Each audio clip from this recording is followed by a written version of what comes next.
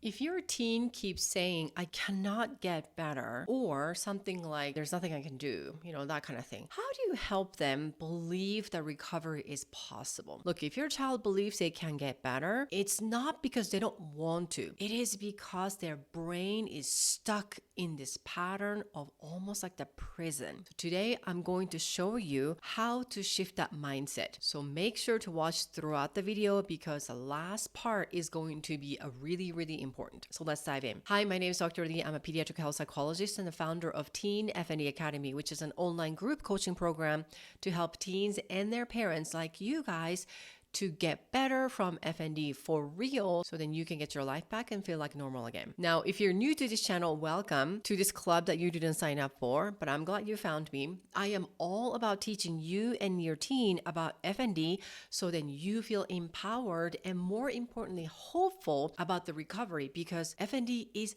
curable. I don't really care what people say, but I have seen one too many times of what seems like a miracle, so I am convinced 100% that FND is curable. So make sure to subscribe, like, and share this video with everyone on the planet because this helps get the word out about teen FND, which is oftentimes like a mysterious disorder or symptoms without explanation. So let's change this invisibility together. Now, back to the video. So I have 3 points about this thing that when teen is saying, I cannot get better, or there's nothing I can do, that kind of thing. Okay.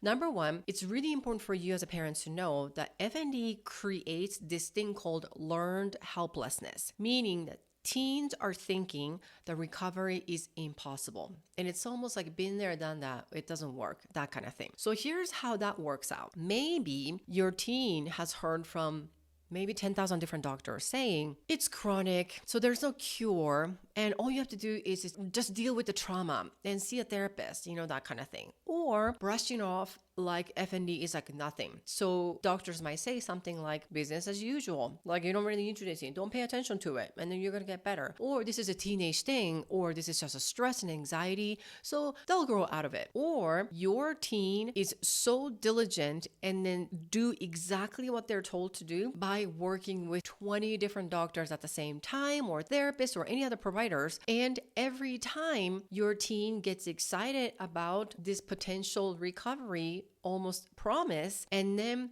guess what? Bam, hit the dead end. And then when that happens over and over and over again, not only them, but you as well, kind of get tired, and then feel like, well, maybe there is nothing we can do. Right? So that is exactly what the learned helplessness is about. So instead of keep trying, just gets like so tiring and exhausting and like, oh my gosh, there's nothing you can do. And then just feel like, blah, that. So again, the bottom line is no one is out there really to help you and your child in the right way. And that's why there are so many families who feel frustrated because it's not like they're not doing anything. In fact, they're doing everything they can, but they just can't find that solution they're looking for. And the teen is feeling exactly the same way. And I've seen all the time. The teens, every time this disappointment happens with so many different treatments, the chance of the teen gets more excited is going to be difficult. I mean, wouldn't you agree that you like trying and nothing happens? And then how could you keep up with that? Oh, yes, this is great, kind of thing, right? Unless it's so convincing. So your teen is sort of becoming like a pretzel, I would call it, like arms crossed, legs crossed, and becoming kind of suspicious, like a total sus. Right? So again, this is really important for you as a parent to know that this is exactly what the teen is going through, and perhaps maybe you too as well. The point number 2, the parents actually can help. You can actually reframe this frustration and the recovery by focusing on small achievable wins. So what does that mean? I have this conversation almost all the time with the families who are applying to my online program, Teen FND Academy, or the parents who are actually in the program, Teen FND Academy, because there is this thing that parents want to be helpful, but they're not sure about whether their teen is actually doing the work or going to do the work. Therefore, parents become a little bit less than 100% committed, looking like this. Well, we want to do anything and everything to help our child. Only our child needs to be involved. Our child needs to have a buy-in. Our child needs to decide this is what they want to do. I totally get where they're coming from. And I always say, but if you're not 100% committed as a parent, no matter what, how could you expect the teen to be very much 100% on board? Right? Yes, it is ideal if the teen is super on board and 100% yes, ready to go. I've seen those cases too. However, for the majority of the time, it's more about the parents leading the ship and then the child is semi along the way, mostly because by the time they come to my program, I am like a professional number 30 on the list, right? So they have tried so many things and then feeling very skeptical, having that learned helplessness. But when the parents are 100% on board, that's when the magic happens, even though it may not happen right away. So again, parents need to be okay with being 100% on board by yourself, and then also be okay with not being 100% for the team just yet. I would say parents, okay, you definitely need to be 100% on board for it to work, my program. And then the teens, if you're like 60 to 70%, we can work with that as long as their bottom line is, I don't know how, but I want to get better because I don't like living like this. So I don't know how, and I'm kind of losing hope, but I do want to get better. As long as that's there at the core, then we can work with that. The thing that doesn't work is, well, I actually like having the symptoms because everybody is nice to me and it's kind of convenient because I don't have to do anything. People are doing anything and everything for me. So I like this identity and I don't want to change that. And this is how I'm going to live my life as a disabled, happy person. And then I would say, great. I'm not saying that's a bad thing. It is totally okay. I'm not here to judge, right? You are not going to be qualified for my program because my program is all about working and to get better, right? But I don't know about you. So I want to know, like, what is your child actually saying that makes you feel like that learned helplessness? Like you want to drive the ship, but then you feel like you're stuck. I want to know. Leave a comments below because I read every single comment that you guys leave. So anyway, so that is the part that is really important for you parents to teach your teen how to reframe. So really focusing on small achievable wins. So it doesn't have to be this grandiose thing that you have to do 100 different things to get better, even though it means that small achievable win for you and your teen might be, wow, my teen actually got out of bed today. That could be the win. Wow, my child actually was able to go to a bathroom and do some personal hygiene on her own. And that could be the win for you and your child. Who is to say it has to be getting up in the morning, get ready all on their own and go to school full time and then do everything like 100%. No, it doesn't have to be all or nothing. So this is where the parent, you are the secret weapon to help your teen towards recovery. And then the third part is that teens, because they are kind of coming with this skeptical, pretzel feelings, then it's really helpful for them to know the real examples of successful stories to reshape their belief system. So all we're asking is for your teen to be a little bit more curious, a little bit more open-minded, a little bit more the inquisitive, so then they want to know a little bit more about, well, how can you actually help me to get better? That kind of thing. Then that would be, I would say, as a big win. So take Julian, for example. Julian was struggling with not only FND, but chronic pain for quite some time. And she also legitimately had this other medical condition that led to surgery and recovery and things like that. But aside from that, she was struggling with FND and the chronic pain.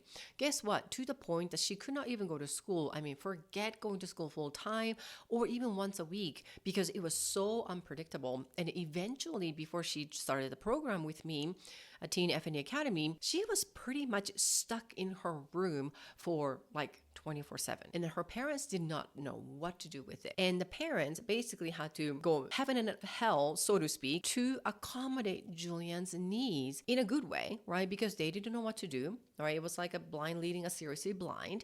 And they have to change their work schedule and all the arrangement. So then they have to be on standby all the time in case something happens to Julian when there is a pain flare up or having this non-epileptic seizure episode and, paralysis and, things like that. And then they found my program, and Julian was very skeptical in the beginning. She was like, well, I've been doing this for so long and I don't know what you guys can do to help me to begin with. And then parents, just like you, were watching a lot of videos on my YouTube and then have very good understanding of what teen FND was. And then they had this belief system, again, 100% on board, that this is it. This was how to get the help, because otherwise they had no clue what to do and they knew they could not live like this for the rest of their lives. So they joined when Julian was, I would say, probably about 60-70%. She was coming to the coaching calls and then here and there going through modules and things like that.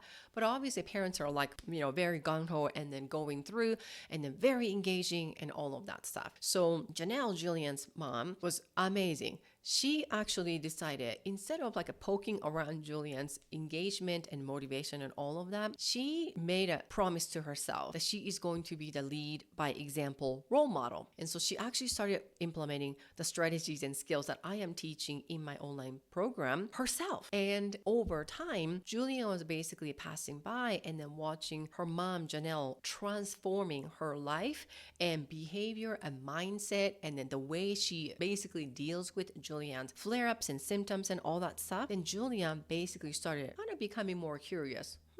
What is this thing that you're doing over there that's actually noticeably different? That's when Julian started working on these modules. Maybe I can check it out. And this is why my online coaching program is seemingly long, 6 months. It's not like a 6 months full commitment. However, sometimes you need a little bit of time, right, to get this engine going and momentum going. But once the momentum starts, there is no stopping. You just keep going, because consistently practicing these skills and strategies was the key for Julian to completely get better. Today, not only she's doing all the school Sunday church, youth group, she's even working with no symptoms, friends, sleepovers, like every single weekend almost. And then the kicker is her parents, Janelle, and her husband got their Friday date day back. And that was something that had to postpone and then put a pause on because life was upside down around Julian's condition. So things like this, I have so many other case studies that you can share with your child to hear from the teen's perspective of exactly what their journey were like towards a recovery, because it is possible. But it really starts with you parents need to be 100% on board no matter what. Because guess what? If you give up, your child is going to give up too. So then both of you are going to be in this learned helplessness vicious cycle of prison. You are likely to be stuck there for quite some time. And unlike anything else, FND isn't just going to go away magically. It might get better on some days, but if you don't do anything about it, it's going to continue to get worse and worse and worse. So if your teen feels stuck, so are you, then I can help you shift your mindset and their mindset. That is my specialty. And if that is what you want, wanting to personalize the help from me to really get better from FND, so then you can get your life back and a date or yoga class or whatever it is that you were doing before FND, then click the link below and then schedule a call to talk to me and then see if you qualify for the program. Thank you so much for watching this video, and I will see you in the next video.